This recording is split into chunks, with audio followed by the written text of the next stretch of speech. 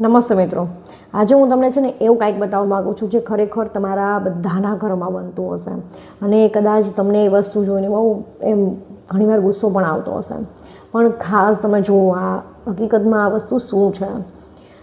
ચલો બતાવું તમને. જુઓ મિત્રો, આ છે બધા દિવાલ પર કરેલા લીટેડા.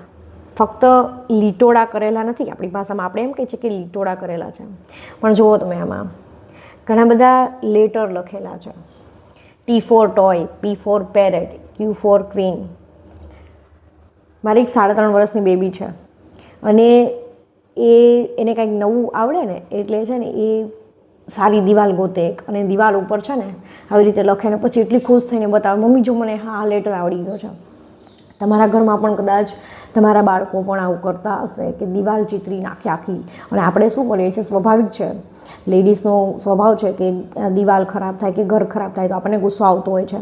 આપણે આપણા બાળકોને ઘણીવાર તો છે ને એના માટે મારતા હોય છે, પીટીએ છે કે દિવાલ ખરાબ કરી નાખી છે, આમ તેમ ઘણું બધું કહેતા હોય છે. પરંતુ એ છે ને હકીકતમાં એ બાળકોનું બાળપણ છે અને આપણે ફક્ત કલર ખરાબ થઈ જાય છે, દિવાલ ખરાબ થઈ જાય છે એના માટે થઈને ક્યારેય બાળકોનું બાળપણ ન છીનવવું જોઈએ, ન છીનવું જોઈએ આપણે એનું બાળપણ. એ જે કરે છે એને કરવા દો. કેટલું ખુશ થાય છે બાળક, કાંઈક સરસ કરે છે ને એને બસ એની મજા આવે છે આવી રીતે દિવાલ પર લીટોડા કરવાની, ખૂબ મજા આવતી હોય છે.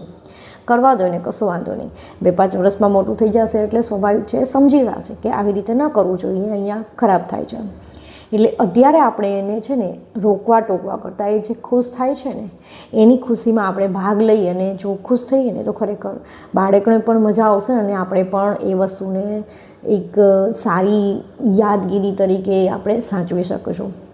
જો વિડીયો સારો લાગે તો લાઈક કરો, કમેન્ટ કરો અને ચેનલને જરૂરથી સબસ્ક્રાઈબ કરો.